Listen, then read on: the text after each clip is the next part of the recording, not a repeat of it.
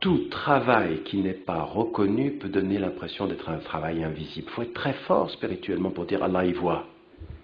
Mais il faut que vous disiez.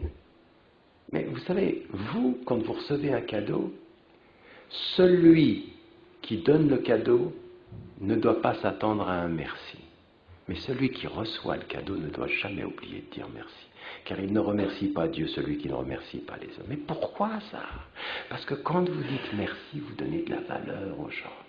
J'ai vu ce que tu as fait, merci. Toi, dans ta lutte spirituelle, n'attends pas le merci. La shukra ala wajib. Vous connaissez la formule arabe. Pas de remerciement pour ce qui est un devoir, je le fais comme ça. Mais celui qui reçoit, il doit le faire.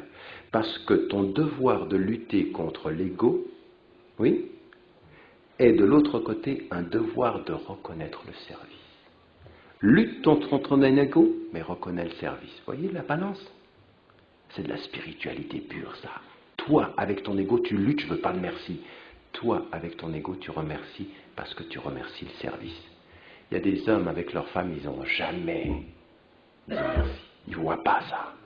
Et une femme, elle a besoin de cette reconnaissance-là. Puis quand on est dans la société, pourquoi Allah subhanahu wa ta'ala il dit Alladhina amanu wa amilu salihat. C'est pas simplement deux mots qui sont comme ça, ceux qui font le bien, ceux qui croient qui font le bien, non. Parce que faire le bien renforce la foi. Et la foi, elle va orienter le fait de faire le bien. L'un s'appuie sur l'autre, raison pour laquelle le hadith et le commentaire, il est clair. Ma waqa'a fil qalbi wa saddaqahu al-amal. C'est ça la foi, c'est ce qui est dans le cœur et que le cœur l'action va lui donner une vérité. Mais l'action lui donne une vérité, pas seulement une vérité, il lui donne une force. Il lui donne une force. Quand vous dites Sadaqallahu al-azim, Dieu a dit la vérité, vous dites quoi? Non seulement ce texte est vrai, mais c'est parce qu'il est vrai qu'il est ma force. C'est ma force. Ça vous dites, il est la vérité de la force, il est la force de la vérité. Vous me suivez? C'est ça qu'on est en train de dire. Donc ici, quand on est de ce point de vue-là, les femmes comme nous, elles ont besoin de ça. Et donc il y a 3 domaines sur lesquels il faut travailler d'urgence. Et là, nous tous, nous devons travailler. Premier domaine, c'est que, nous le savons, des choses simples. La demande de la connaissance, c'est une obligation pour tout musulman et tout musulman. Et quand on parle d'activité islamique, ce n'est pas uniquement du social. La connaissance est une activité. Apprendre, c'est agir. Agir, c'est apprendre. Donc il y a un domaine là où toute mosquée, toute organisation doit se donner les moyens de donner de la connaissance aux femmes, de la connaissance religieuse, de la connaissance à niveau égal. Le prophète, il allouait des moments aux femmes où il leur enseignait. Et je vais vous dire une chose, on le sait aujourd'hui, les statistiques sont claires. Chaque fois qu'on donne la possibilité aux femmes de s'inscrire dans une démarche éducative, elles font mieux que les hommes. Les statistiques sont partout pareilles. Nous, on a un drame. Vous savez que dans vos pays d'origine, le mien avec, hein. Je dis pas ça pour... Parce que certains, quand je dis l'Afrique du Nord, ils pensent que j'ai encore un contentieux avec l'Algérie, étant égyptien. Non, c'est bon, vous étiez meilleur pour quelques années. C'est quand même triste hein, de voir ce que la passion peut faire des peuples. Vous vous rendez pas compte, moi j'ai reçu sur mon site, j'ai reçu des insultes de frères qui ne comprenaient même pas l'humour que je pouvais avoir par rapport à ça, en disant c'est pas grave quoi. Oui. Et puis moi je suis égyptien, mais je suis un peu suisse, et puis la meilleure équipe du monde des moins de 17 ans, elle est suisse, donc ça me va bien. Je rigolais. Ah, Ouzubillah, mais t'as pas honte. Vraiment, vous dites, mais il faut être un peu plein d'éthique et de sagesse avant d'être simplement algérien, marocain, égyptien, nationaliste, parce que sinon on va se perdre. Parce que si c'est ça notre avenir, si un match de foot suffit à nous diviser, on ne va pas aller loin. Là, pour le coup, il n'y a pas de vision.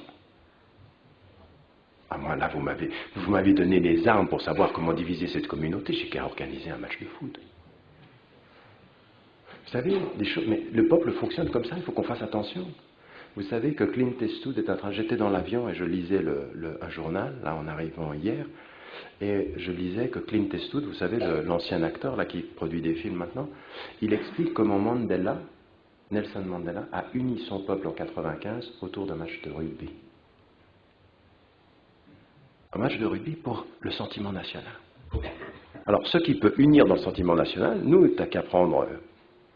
Moi, si je veux la division, je fais un match de foot Maroc-Algérie, puis ensuite Égypte-Algérie, puis ensuite Égypte-Maroc.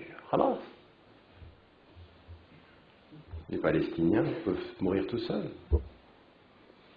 Parce qu'au bout du compte, on est plus intéressé par ça que par la honte qu'il y a à construire un mur de 20 mètres en dessous du sol en disant mais on les aime les Palestiniens, mais il ne faut pas qu'ils viennent nous embêter.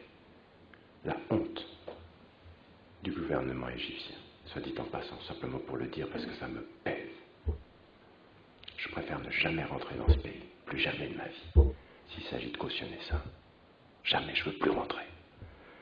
S'il s'agit pour que je m'excuse pour rentrer dans mon pays d'origine, l'Égypte, pour cautionner ça, un mur où ils ne peuvent pas avoir accès aux médicaments, à la nourriture, ils sont enfermés. Qu'est-ce que c'est que cette honte? Et pire encore, les savants de l'Azhar qui disent « Shar'an, c'est possible ». Vous voyez une vision, vous? C'est très simple, et ça n'a qu'un mot. Ça s'appelle lâcheté, trahison. On prie pour eux que Allah subhanahu wa ta'ala leur ouvre leur cœur et qu'ils changent tout ça, Inch'Allah. Pour vous dire, pour continuer, la connaissance.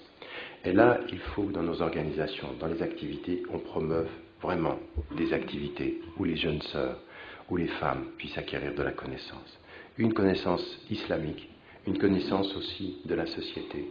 Et ça, c'est très important. C'est-à-dire que les cercles que vous avez dans les mosquées, il faut établir des cercles de réflexion, des cercles de rencontre. Et vous, quand vous êtes un mari, quand vous êtes un frère, quand vous êtes un père, il faut que vous donniez la possibilité aux femmes d'aller dans ces cercles de réflexion, de pouvoir aller à la connaissance. Et puis de temps en temps, il faut laisser la place.